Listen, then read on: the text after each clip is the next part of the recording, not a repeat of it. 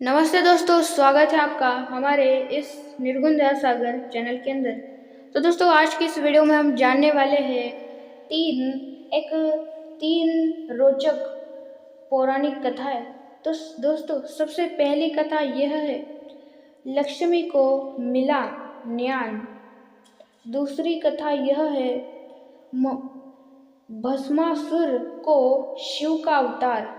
और दोस्तों, तीसरी कथा यह है, कर्ण की निष्ठा। तो दोस्तों, तीनों की तीनों कथा हम आज के इस वीडियो में जानने वाले हैं और उसके साथ ही में उसका सार भी जानेंगे। सारी चीज़ें जानेंगे आज के इस वीडियो में। तो चलिए शुरू करते हैं आज के इस वीडियो को। उससे पहले आप हमारे इस चैनल को लाइक, शेयर और सब्सक्राइब अवश्य कर दीजिएगा ऐसे ही और वीडियोस देखने और सुनने के लिए। तो चलिए सबसे पहली कथा शुरू करते हैं। लक्ष्मी को मिला ज्ञान। श्री राम और रावण के बीच हुआ अंतिम युद्ध के बाद रावण जब युद्ध भूमि पर मरणशैया पर पड़ा होता है, तब भगवान राम लक्ष्मण को समस्त वेदों के ज्ञाता महापंडित रावण से राजनीति और शक्ति का ज्ञान प्राप्त करने को कहते हैं। और जब रावण लक्ष्मण को ज्ञान देते हैं कि अच्छे कार्य में कभी विलंब नहीं करना चाहिए और अशुभ कार्य को मोहवश करना ही पड़े, तो उसे जितना हो सके उतना टालने का प्रयास करनी चाहिए। शक्ति पराक्रम के मद में इतना अंधा नहीं हो जितना जाना चाहिए कि हर शत्रु तुच्छ और निम्न लगने लगे। मुझे ब्रह्मा जी से वर मिला था कि वानर और मानव के अलावा कोई मुझे मार नहीं सकता, फिर भी मैं उन्हें तुच्छ और निम्न समझकर अहम में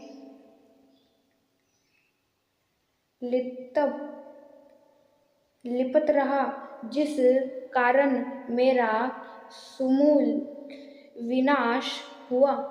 तीसरी और अंतिम बात रावण ने यह कही कि अपने जीवन के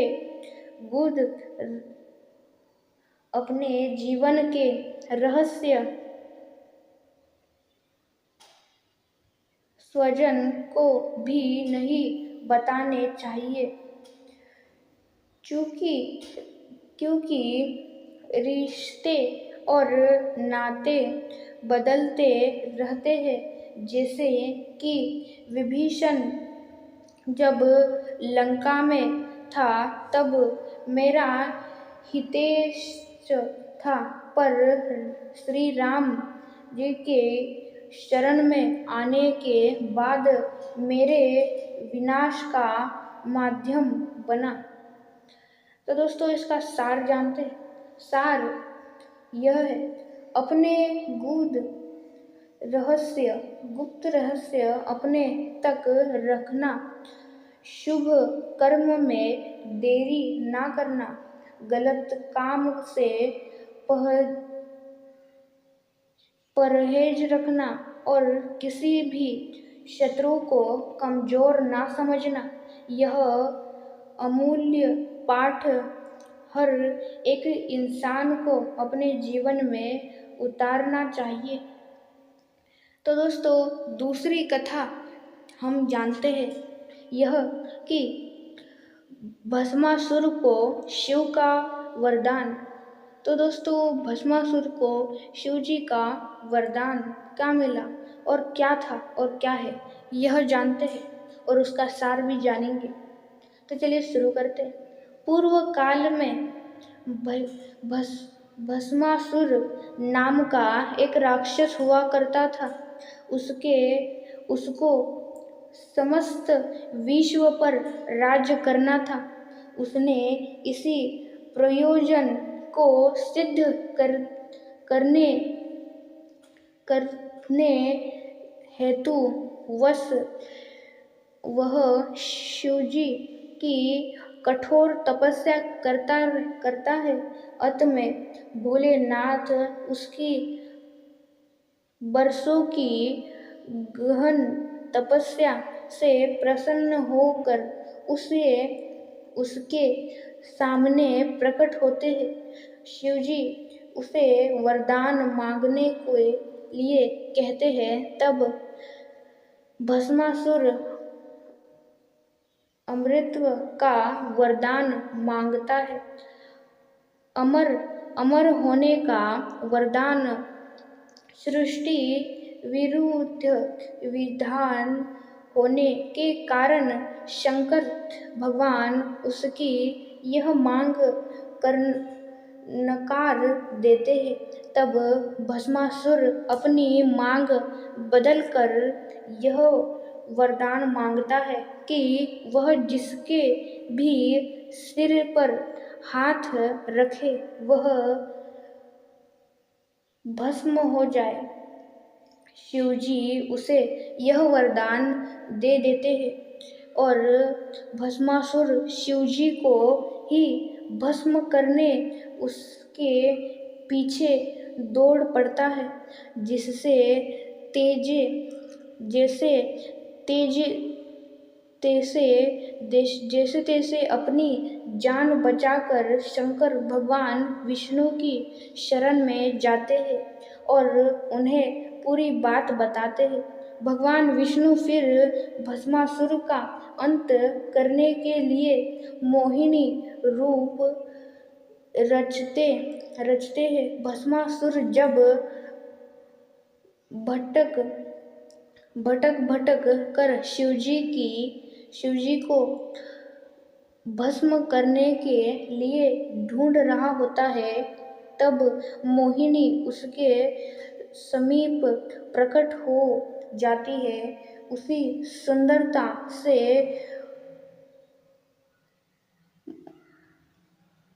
मुग्ध होकर भस्मासुर वहीं रुक जाता है और मोहिनी से विवाह का प्रस्ताव रख देता है। मोहिनी जवाब में कहती है कि वह सिर्फ उसी व्यक्ति से विवाह करेगी जो उसकी तरह नृत्य में प्रवीण हो। अब भस्मासुर को नृत्य आता नहीं था, तो उसने इस कार्य में मोहिनी से मदद मांगी। मोहिनी तुरंत तैयार हो गई। नृत्य सिखाते सिखाते मोहिनी ने अपना हाथ अपने सिर पर रखा और उसकी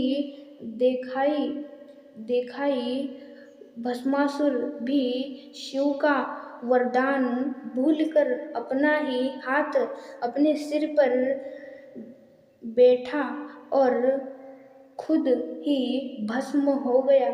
इस तरह विष्णु भगवान की सहायता से भोलेनाथ जी का विकट समस्या का हल हो जाता है। सार जानते हैं दोस्तों, सार यह है, ज्ञान और दान सुपात्र को ही देना चाहिए। तो दोस्तों अपनी तीसरी और आखिरी कथा हम जानते हैं और सुनते हैं और दोस्तों इसका सार भी हम जानेंगे। कर्ण की निष्ठा। तो चलिए शुरू करते हैं। एक राजपुत्र होते हुए भी कर्ण सूतपुत्र कहा गया। कर्ण एक महान दानवीर था। अपने प्रण और वचन के लिए कर्ण अपने प्राणों की भी बलि दे सकता था। पांडवों की शिक्षा खत्म होने के बाद आयोजित रंग भूमि में आकर कर्ण अर्जुन और ललकारता है कि अगर वह संसार का सर्वश्रेष्ठ धनुर्धर है तो उससे मुकाबला करके सिद्ध करे।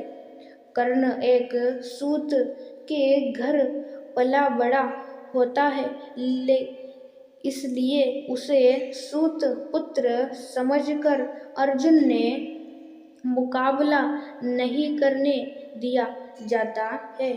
पांडवों के प्रखर विरोधी दुर्योधन को यह एक अवसर दिखता है और वह फौरन जल्दी से कर्ण को अंग देश का राजा घोषित कर देता है और कर्ण को अपना मित्र बना लेता है। दुर्योधन के इस कृति से कर्ण के दुखते घावों पर भरहम लग जाते हैं, लेकिन समय सीमा खत्म होने के कारण रंगभूमि में कर्ण अर्जुन का मुकाबला टल जाता है। पांडवों और कौरवों के अंतिम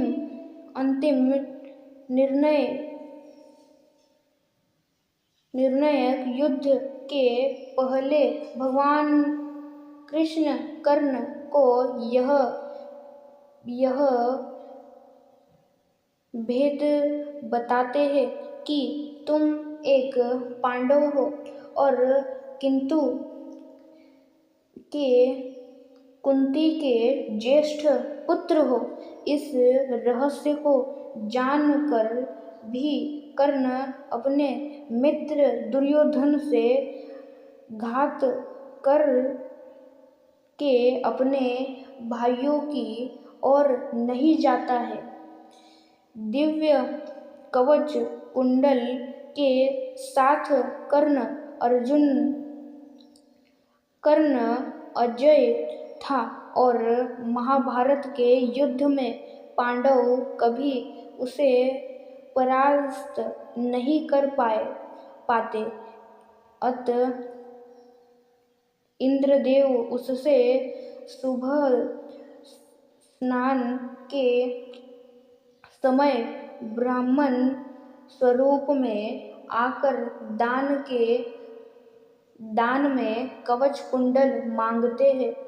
पिता सूर्य देव द्वारा दिखाए गए स्वप्न से कर्ण को यह बात पहले ही पता हो जाती है कि इंद्र देव उससे रूप बदलकर कवच कुंडल मांगने आएंगे, पर फिर भी दानवीर कर्ण ब्राह्मण रूपी इंद्र देव को खाली हाथ नहीं लौटाता और उनकी मांग पूरी करता है।